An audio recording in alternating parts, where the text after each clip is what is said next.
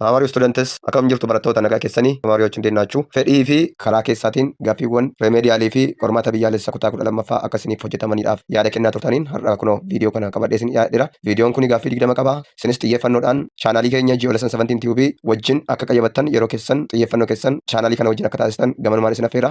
Qormaanni har'a hojjennu qormaata remeediyaalii barnoota ji'oogiraafii barattoota yuunivarsiitii Arsiidhaaf bara 2023 ጥያቴ ቱሬዳ ዛሬ የምንሰራው ፈተና ለ2015 አርሲ ዩኒቨርሲቲ ተማሪዎች የተፈተኑት ፈተና ነው።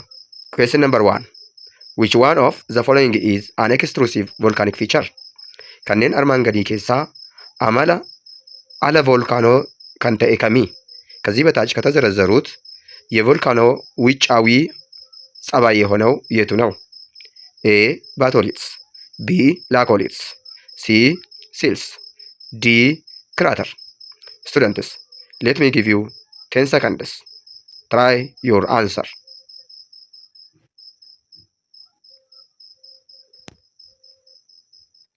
Good. Students, volcano erupts in two ways. One, when the volcanic eruption takes place and the lava becomes flows on the surface of the earth by explosively force. When this happens, crater and the caldera takes place when the lava becomes solidifies. But again, volcanic eruption takes place inside the earth where the strong land feature becomes hindering to flow the lava on the surface of the earth. During this, seals, laccoliths, batholiths, and the dikes are the main intrusive feature of volcano takes place inside the earth. So, the extrusive volcanic feature from these destructors are D. Barattoota, volkaanoon karaa lamaan dho'iinsa raawwata. Tokkoffaan irra lafaarratti humna guddaadhaan yoo dho'ee fi laavaan qaama lafaarratti yoo dhangala'e. Boolli kiraaterii fi kaalderaan ni uumamu. Sababa kanarraa kan ka'e harri kaalderaa yookiin harri kiraaterii kanneen akka zuqaalaa, wancii fi dandii uumamuu danda'u jechuudha. Yeroo kaan ammoo yoo volkaanoon dho'ee naannoo lafa cimaa yoo ta'e keessa lafaatitti laavaan dhangala'uudhaan daayik, baatoliitii fi laakoliit akkasumas qaama siil jedhamu keessa lafaatti uumuun keessa lafaa keessatti mul'ata jechuudha. ተማሪዎች እሳተ ገሞራ በሁለት መልኩ ሊከሰት ይችላል። አንደኛው ማግማ በቀለጠ ጊዜ በኃይል እሳተ ገሞራ ፍንዳታ ተከስቶ በላይኛው የመሬት አካል ላይ ላቫ ሲፈስና የላቫ ክምር ክራተር እና ካልዴራ ሲፈጠሩ ነው። ሌላኛው ደግሞ ጠጣር ወይም ደግሞ ጠንካራ የሆነ መሬት አካል ገጥሞት ማግማ ቀልጦ ግን ደግሞ ቀላል ኃይል በመኖሩ በውስጠኛው የመሬት አካል ላይ ሲፈስ ባቶሊት፣ ላኮሊት፣ ሲል እና ዳይክ የሚባሉ ጸባዮችን ያሳያል። ለዚህ ካልዴራ እና ክራተር በላይኛው የመሬት አካል ላይ የሚታዩ አሊያም የሚከሰቱ የእሳተ ገሞራ ጸባዮች ናቸው ማለት ነው። Question number 2. What characterizes the lower course of a river? Laga yaa'insa garagadii amala isaa kan ta'e kami? A. Cataracts B. Waterfalls C. Oxbow Lake D. Rapids. Cataracts jechuun isa fincaa'aa jennu yoo ta'u, waterfalls kan jedhu immoo bu'iinsa bishaanii jechuudha. Oxbow Lake jechuun lagni gara yaa'insa gadii irratti boca walakkaa ji'aa fakkaatee isa crescent moon jennuun fakkaatee kan yaa'u yoo ta'u, rapids jechuun immoo ariitii jechuudha. Kanaaf ariitiin B irratti waterfallsiin, A irratti cataractisiin amala yaa'a lagaa gara oliiti. Isicha upper river course jennu jechuudha. Kanaaf deebiin har'aaf amala yaa'insa gara gadii kan ta'e Oxbow Lake ta'a jechuudha. Cataracts ማለት ፏፏቴ ማለት ሲሆን waterfalls ማለት ደግሞ የውሃ ጅረት ማለት ነው።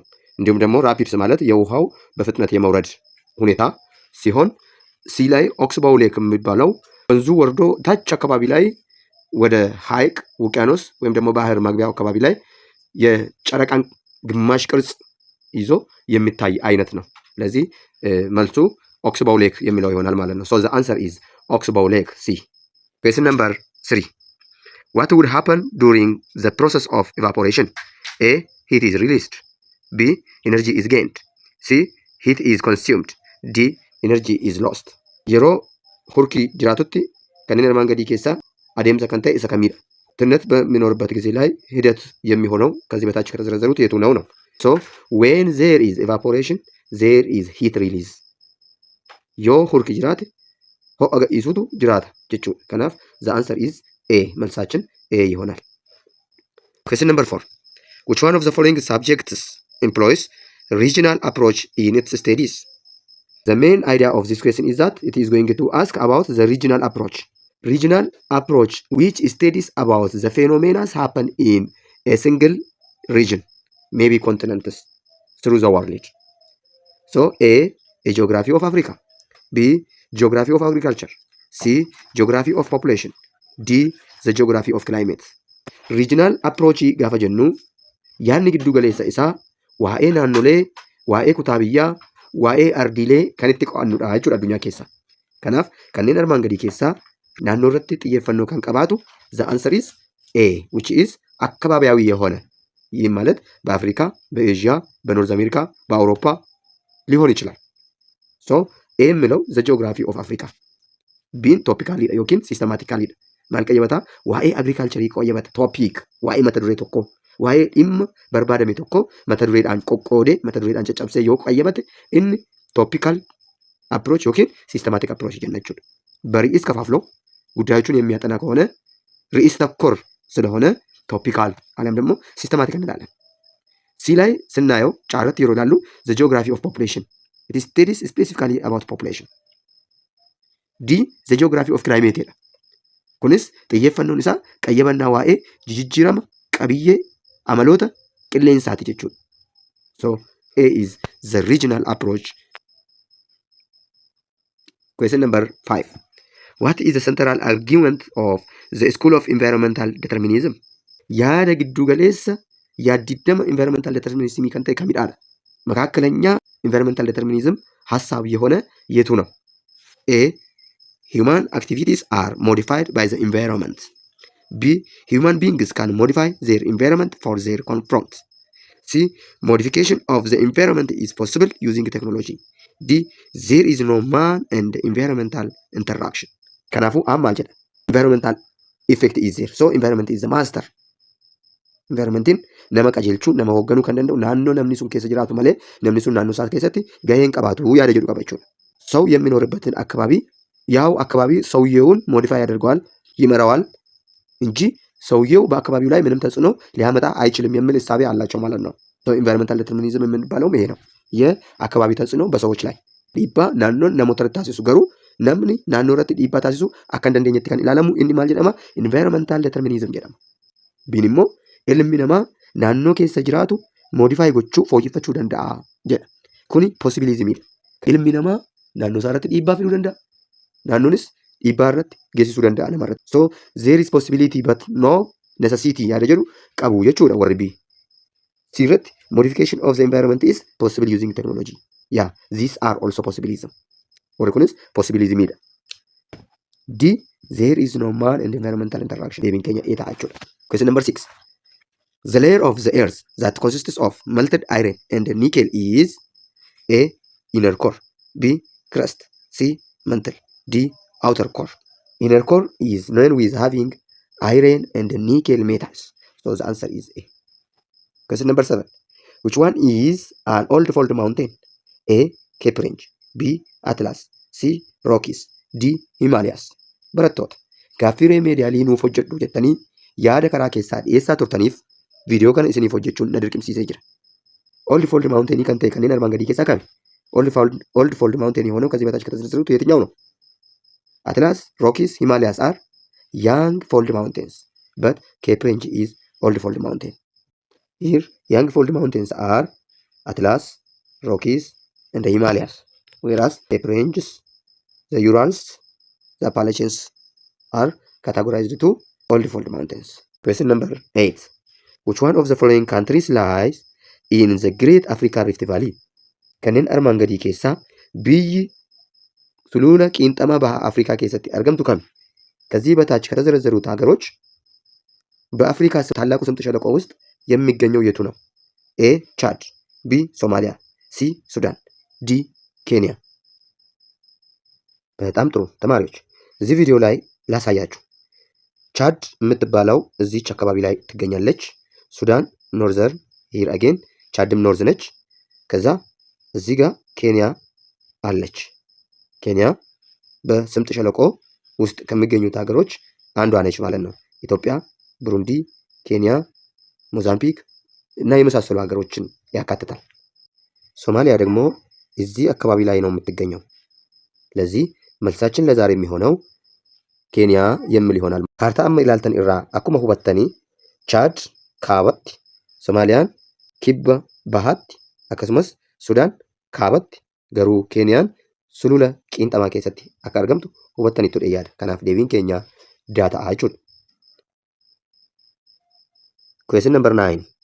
Which one of the following is not true about air pressure? A. Air pressure decreases with a decrease in altitude. B. Pressure decreases with an increase in temperature. C. Pressure becomes the highest at sea level. D. Pressure increases with decrease in air densities. Barattoota, pireeshariin naannoo sirriirra galaanaatti guddaadha. Naannoo baddaa diilallaa'aa keessatti dhiibbaan qilleensaa xiqqaa yookiin zeeroo gadi kan ta'etu jiraata jechuudha. Kanaaf akka haalli taa'umsa lafaa yookiin altituudiin dabalaa deemeen dhiibbaan qilleensaa pireeshariin xiqqaachaa deemaa jechuudha. Altituudiin akkuma xiqqaachaa deemuun ቴምፕሬቸሪን ho'aa dabalaa deema, dhiibbaan qilleensaas dabalaa deema። የመሬት አቀማመጥ እየቀነሰ በሚሄድበት ቁጥር የአየር ግፊትም እንደዛው እየጨመረ ይመጣል። የሙቀት መጠንም ይጨምራል። ወደ ደጋማው ኢትዮጵያ እየወጣን ስንሄድ ለምሳሌ የመሬቱ አቀማመጥ እየጨመረ ይሄዳል። ቴምፕሬቸር እና ኤር ፕሬሸር እየቀነሱ ይሄዳሉ። ሶ deebiin keenya har'aa air pressure becomes the highest at the sea level kan jedhu deebii sirrii ta'a jechuudha. Gaaffii 10ffaa question number 10. In September, the ITCZ is located around A. Tropic of Cancer, B. Tropic of Capricorn, C. Equator, D. Arctic Circle. Barattoota, ITCZ'n Intertropical Convergence Zone jechuudha. Sochiin isaa aduu wajjin ta'a. Yoo aduun hemisfeera kaabaatti argamti ta'ee ITCZ'nis hemisfeera kaabaa jira jechuudha. Kanaaf roobni hemisfeera kaabaadhaaf ta'a. Aduunis hemisfeera kaabaatti siriira sammuu ol ta'etti waan ta'eef.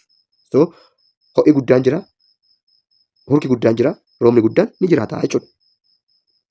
Yoo aduun naannoo ikkeetarii taate ITCZ'nis naannoo ikkeetarii ta'a. Aduun hemisfeera kibbaa irratti overhead yoo taate ITCZ'nis hemisfeera kibbaa irratti overhead ta'a. Aduun ji'oota sadiidhaaf naannoo hemisfeera kaabaa keessatti siriira sammuu oolti. Ji'oota kamiif? Ji'oota waxabajjii, adoolessa, hagayyaaf. Keessitee haga fulbaana 22tti aduun naannoo hemisfeera kaabaa keessatti siriira sammuu jirti jechuudha. Gaafa bultii 23 aduun sochii ishee gara hemisfeera kibbaatti waan taasistuudhaaf ji'a sadiidhaaf naannoo ikkeetarii keessa turti. Ji'a sadii kunis fulbaana, onkoloolessa, sadaasa. Ji'oota sadan kana booda aduun hemisfeera kibbaa keessa ji'oota sadiif turti. Kunis mudde, amajjii fi guraandhala. Hemisfeerri kibbaa halkan gabaabaa guyyaa dheeraa keessummeessa. Hemisfeera kaabaa keessatti aduun siriira sammuu yeroo oolte sana hemisfeerri kaabaa guyyaa dheeraa halkan gabaabaa keessummeessaa jechuudha. Kanaafuu deebiin keenya har'aaf ta'u naannoo ikkeetarii kan jedhu ta'a jechuudha. ተማሪዎች ITCZ ማለት ኢንተርትሮፒካል ኮንቨርጀንሲ ዞን ማለት ነው። ኢንተርትሮፒካል ኮንቨርጀንሲ ዞን ከፀሐይ እንቅስቃሴ ጋር የሚንቀሳቀስ ነው። ፀሐይ በሰሜናዊ ንፍቀ ክበብ በአናት ልክ ከዋለች ITCZም በዛው በሰሜናዊ ንፍቀ ክበብ በአናት ልክ ይሆናል። በዚህን ጊዜ ለዚህ አካባቢ ማለትም ለሰሜናዊ ንፍቀ ክበብ ከፍተኛ የሆነ ዝናብ የክረምት ወቅት ይሆናል ማለት ነው። በሰሜናዊ ንፍቀ ክበብ ፀሐይ በአናት ልክ በዋለችበት ጊዜ ቀን ይረዝማል፣ አጭር ሌሊት ይኖራቸዋል። ፀሐይ በሰሜናዊ ንፍቀ ክበብ ለ3 ወራት ትቆያለች። ይህም ሰኔ፣ ሐምሌ፣ ነሐሴ። እንዲያውም ገፋ ታደርግና እስከ መስከረም 22 ድረስ ፀሐይ በሰሜናዊ ንፍቀ ክበብ ትቆያለች። ልክ ከመስከረም 23 ጀምራ ፀሐይ እንቅስቃሴዋን ስለምታደርግ ለ3 ወራት በኢኩዌተር አካባቢ ላይ ትቆያለች። ፀሐይ በኢኩዌተር አካባቢ ላይ የምትቆይባቸው ጊዜያት መስከረም፣ ህዳር፣ ጥቅምትን ይሆናል። ታህሳስ፣ ጥርንና የካቲትን ፀሐይ በደቡባዊ ንፍቀ ክበብ ውስጥ ትሆናለች። በዚህን ጊዜ ፀሐይ ከሰሜናዊ ንፍቀ ክበብ ርቃ በደቡባዊ ንፍቀ ክበብ ከመሆኗ የተነሳ ደቡባዊ ንፍቀ ክበብ ረዥም ቀን አጭር ሌሊት ይኖረዋል ማለት ነው። So the answer is C. Question number 11. The deepest lake in Ethiopia is A. Tana, B. Abaya, C. Shala, D. Zuwai. Haroon Itoophiyaa keessaa gadi fageenya qabu kami? A. Tana, B. Abaya, C. Shala, D. Zuwai. ከኢትዮጵያ ሐይቅ ጥልቀት ያለው የቱ ነው? ጣና፣ አባያ፣ ሻላ፣ ዝዋይ። ስለዚህ መልሳችን የሚሆነው deebiin keenya kan ta'u shaalaa kan jedhuta. Asirraa ilaaluun ni danda'ama. Xaanaa gadi fageenyi isaa 9 meetira eessatti qoodama? Haayilaand leek.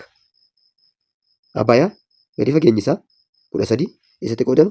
Riifti vaalii. Chaamoo 10 riifti vaalii. Zuwaay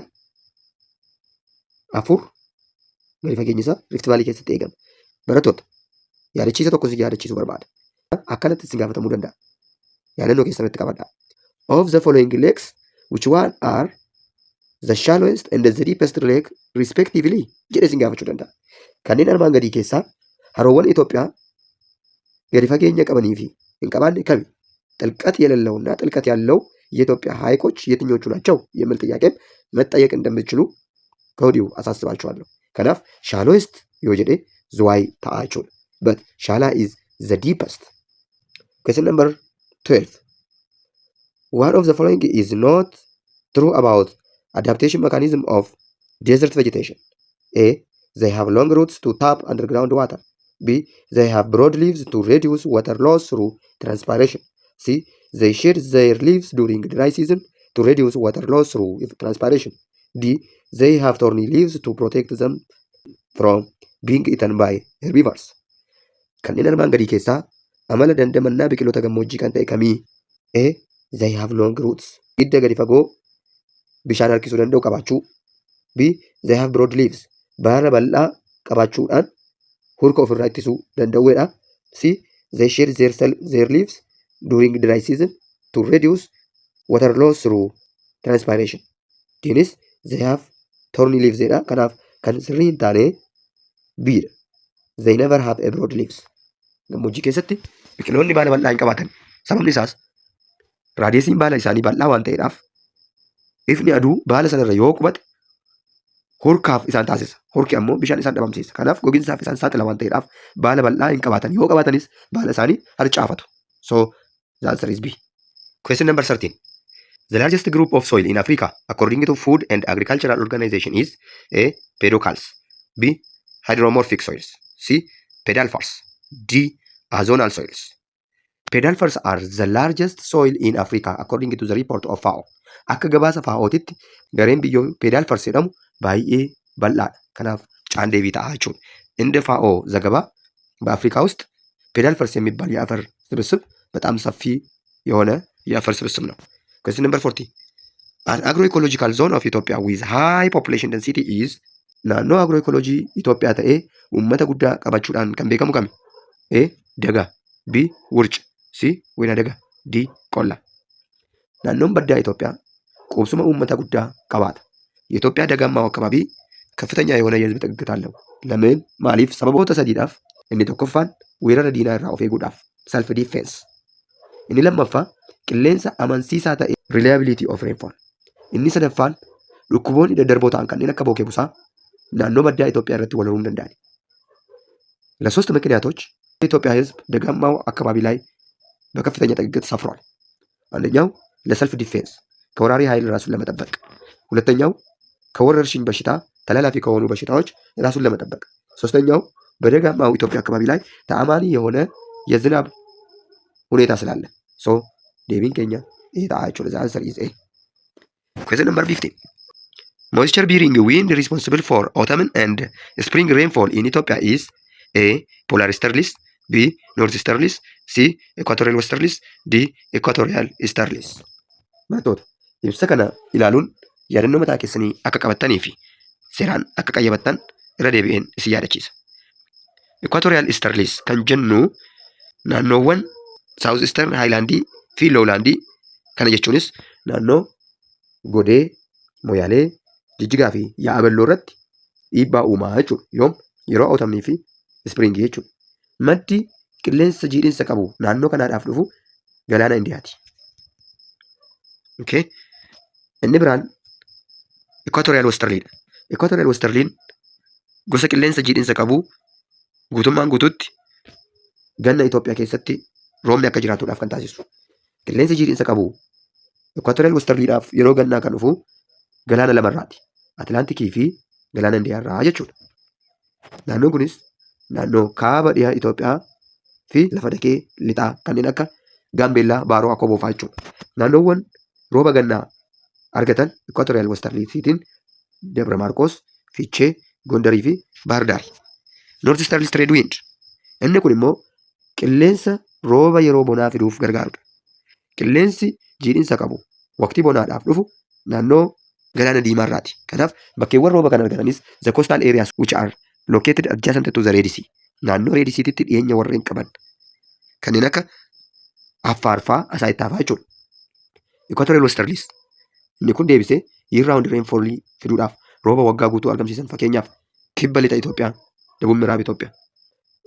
Kanneen akka Boongaa, Mizaanteeppii, Jimmaa, Wallaggaa, gaarreen Sidaamaa muraasa, Goree, maddi qilleensa isaanii jiidhinsa qabu kunis Atlaantikii irraa ka'a. Question number 16. Which one best describes vertisols? Kanneen armaan gadii keessaa vertisoliitiin kan sirriitti ibsu kami? ከዚህ በታች ከተዘረዘሩት vertisolsን በደንብ የሚገልጸው የቱ ነው? A. Extremely leached soil. B. Rich in clay content. C. Rich in iron and aluminum. D. Poor drainage qualities. Barattoota, vertisolsiin Itoophiyaa keessatti parsantii 10 kan ta'u lafa uwwisee argama. Gosti biyyoo kanaa amala biyyoo suphummaa of keessaa qaba. Kanaafuu istiikiidha jechuudha. Sababa cirrachummaa yookiin biyyee suphummaa qabuudhaaf bishaan qabatee of keessa tursuu hin danda'u. Rakkoo direeneejii qabaa jechuudha. Naannoowwan Arsii, Baalee fi giddu galeessa Harargee irratti argama. Egaa barattoota, gaaffiiwwan akka gaaffii 16ffaa kanaa dogoggora deebii 2 fi isaa olii qabaachuu danda'an jiru. Kanaaf vertisoliitiin kan ibsu asii kileey cirrachummaa qabaachuun amala isaati. Inni biraan diirratti rakkoo bishaan of keessa qabachuu dadhabuun isa keessa jira. Kanaaf namni baas jedhe daas jedhe qormaata kanarratti ni sororfamaaf ni argataa jedheen amanaa. Deebiin sirriin garuu lamaan isaaniiyyuu ta'u jechuudha. Kileey amala cirrachummaa of keessaa qaba. Rakkoo bishaan qabachuu of keessatti qaba jechuudha. Good. So ተማሪዎች እንዲህ አይነት ችግር ያለባቸው ጥያቄዎች ሊኖሩ ይችላሉ። በአንድ ጥያቄ ውስጥ 2 ከዛም በላይ መልስ ሊኖራቸው የሚችሉ እንደዚህ ጥያቄ መሰረት ቨርቲሶልስ አሸዋማ ይዘት አለው ወይም የሸክላ አይነት አፈር ነው። ስለዚህ ውሃን በውስጡ ቋጥሮ የመያዝና የማቆየት አቅሙ በጣም ዝቅተኛ ነው። ስለዚህ የውሃ መያዝ ችግር አለበት ማለት ነው። ዲም መልስ ይሆናል፣ ቢም መልስ ይሆናል። Question number 17. What makes census the most expensive method of data gathering? Kanneen armaan gadii keessaa sansasiitiin baay'ee qaala'aa kan isa taasisu isa kami? A. Individual units. B. Universality. C. Periodicity. D. Simultaneity. odeeffannoon nama dhuunfaa irraa funaanamaa jechuudha. በህዝብ ቆጠራው ሂደት ውስጥ የአንድ ሰው ግላዊ መረጃዎች ይለቀማሉ። ለምሳሌ የትምህርት ደረጃ፣ የጋብቻ ሁኔታ፣ የስራ ሁኔታ የመሳሰሉት። ኢንዲቪጁዋል ዩኒትስ ጋር ፈጀን sadarkaa barnootaa, hojii qabaachuu fi dhabuu, haala gaa'elaa, ijoollee namni kuni qabu hunda qorataa jechuudha. Yuunivarsaalitii jechuun teriitarii yookiin daangaa biyya sanaa keessatti yeroo tokkoon jalqabee yeroo wal fakkaatu keessatti kan dhaabbatu jechuudha. Waggaa 10 gaafa lakkaa'amu ganama sa'aatii 2tti jalqaba yoo ta'e sa'aatii 2tti inni Gondar jirus, inni Naqamteen jirus, inni Baalee jirus, inni Bulee Horaa jirus, inni Haratoo jirus, inni Harargee jirus, inni Jaree jirus, inni Jaartee jirus sa'aatii wal fakkaataatti jalqabee sa'aatii wal fakkaataatti galgala dhaabaa jechuudha. Kuni yuunivarsaalitii isa taasisa. Periodicity jechuun sagantaa'ummaa jechuudha. Sagantaa'ummaa akka Itoophiyaatti lakkoofsi uummata Itoophiyaa sagantaadhaan waggaa 10 lakkaa'ama. Kanaaf yoo itti tole waggaa 5, yoo itti tole waggaa 10, yoo itti tole waggaa 7 gochuu hin dandeessu Itoophiyaan jechuudha. Commonly waggaa 10 keessatti daataa uummata qabdu sana biyya guutummaa biyyaa keessatti fuutii jechuudha Itoophiyaan. Kuni periodicity jedhama. Periodicity የሚባለው ተመሳሳይ የሆነ ክፍለ ጊዜ ለምሳሌ ያደጉ ሀገራት በየ5 ዓመቱ ህዝባቸውን ይቆጥራሉ። ያላደጉ ሀገራት እንደ ኢትዮጵያ ደግሞ ያሉ በየ10 ዓመቱ ያደርጋሉ ማለት ነው። ለምን? ከፍተኛ የሆነ ወጪን ስለሚፈልግ።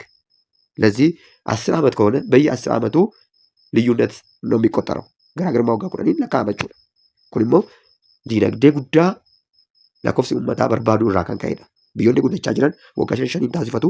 Nuyi warri akka Itoophiyaa immoo dinagdeen keenya ganaadha waan ta'eedhaaf waggaa 10 lakkoofnaa jechuudha. Simultaneesiiti. Walitti fufinsa qabaachuu ቀጣይነት ያለው መሆን.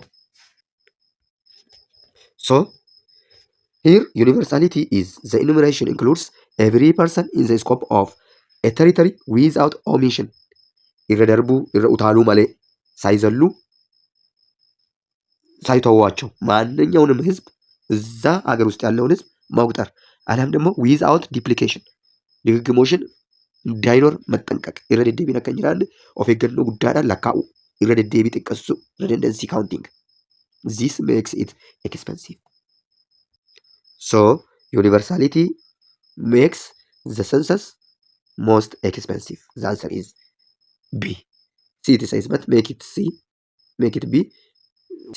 Question number 18. A broad-based population pyramid is characterized by pyramidin ummata jalli bal'a mataan dhiphaate kanneen armaan gadii keessaa amala kamii agarsiisaadha? ከዚህ በታች ከተዘረዘሩት የፖፑሌሽን ፒራሚድ ከስር በጣም ሰፊውና ከአናቱ ላይ በጣም ጠባብ የሆነው ህዝባዊ ፒራሚድ ከዚህ በታች ከተዘረዘሩት የትኛውን ጸባይ ያሳያል? ኤ ሃይ በርዝ ሬት፣ ቢ ሎው በርዝ ሬት፣ ሲ ሃይ ላይፍ ኤክስፔክታንሲ፣ ዲ ሎው ዴዝ ሬት. Barattoota piraamidiin uummataa jalli bal'aa mataan isaa irra dhiphachaa deemu tokkoffaa high birth rate irra deddeebiidhaan hangi dhalootaa guddaa ta'u, irra deddeebiidhaan hangi du'aa guddaa ta'u agarsiisa. High birth rate, high death rate, low life expectancy, large dominancy of young population agarsiisa. So high birth rate A is the answer. ከፍተኛ የሆነ የውልደት መጠን ይኖራል። ከፍተኛ የሆነ የሞት መጠን ይኖራል። ዝቅተኛ የሆነ ላይፍ ኤክስፔክታንሲ ይኖራል። ፒራሚዱ የሚያመላክተው ደግሞ ዶሚናንሲ ኦፍ ያንግ ፖፑሌሽንን ያመላክታል። Question number 19. What is incorrect among the following about sex ratio of Ethiopia? ስለ ኢትዮጵያ ሴክስ ሬሽዮን አስመልክቶ አንዱ ትክክል አይደለም። ዋኤ ሴክስ ሬሽዮ ኢትዮጵያ ላለቴ tokko sirrii miti. ኤ ሴክስ ሬሽዮ are high for young age group. ቢ ሴክስ ሬሽዮ are high in adult and old age. C. Sex ratio are low in urban areas. D. Sex ratio are high in rural areas. Barattoota waa'ee sex ratio Itoophiyaa ilaallatee kan sirriin ta'in as keessaa kamii kan jedhu ilaaluudhaaf sex ratioon young age groupii Itoophiyaa keessatti highidha. Kanaaf inni kun sirriidha. Sex ratioon namoota dulloomanii fi adalti ta'anii xiqqaadha. Eenyu caalaa? Sex ratio of the young age group caalaa. ሴክስ ሬሾ ያንግ ኤጅ ግሩፕ ከፍተኛ ነው። ሴክስ ሬሾ አደልት እንደ ኦልድ ኤጅ ግሩፕ ዝቅተኛ ነው። ሴክስ ሬሾ ኢዝ ሎው ኢን አርባን ኤሪያስ መጋላ ኬሰት ሴክስ ሬሾን xiqqaa ta'etu jira. በከተማ ዝቅተኛ የሆነ ሴክስ ሬሾ ነው ያለው። በተቃራኒው ከፍተኛ የሆነ ሴክስ ሬሾ በገጠራማው አካባቢ ላይ አለ። ፋላሳቴን ሴክስ ሬሾ ጉዳን ናኖ ባዲያ ኬሰን ይጅራታ. ከናፍ ስሪ ከንታኔ ቢዳ jechuudha. Question number 20. The two areas of Ethiopia with relatively large concentration of urban population are iddoowwan Itoophiyaa keessaa dura qaban uummata guddaa magaala keessa jiraatu qaban isaan kami? A. Shawaa and Harargee Plateaus. B. Shawaa and Tigray Plateaus. C. Shawaa and Southeastern Highlands. D. Shawaa and Southeastern Lowlands. Barattoota Shawaanii fi Harargeen Plateaun qubsuma uummata magaalaa qabu. kanaaf deebiin keenya isa ta'a jechuudha. ሸዋና ሐረርጌ ፕላቶዎች ከፍተኛ የሆነ የከተማ ህዝብ ጥግግት አላቸው። ስለዚህ መልሱ ኤ ነው። deebiin ኤ ta'a jechuudha. Ijoollee 17 tiubiin chaanaalii milkaa'ina barattootaadhaaf onnatu sheer laayik sabiskiraayib gochuu hin dagatinaan affeerraa kooti. Galatooma.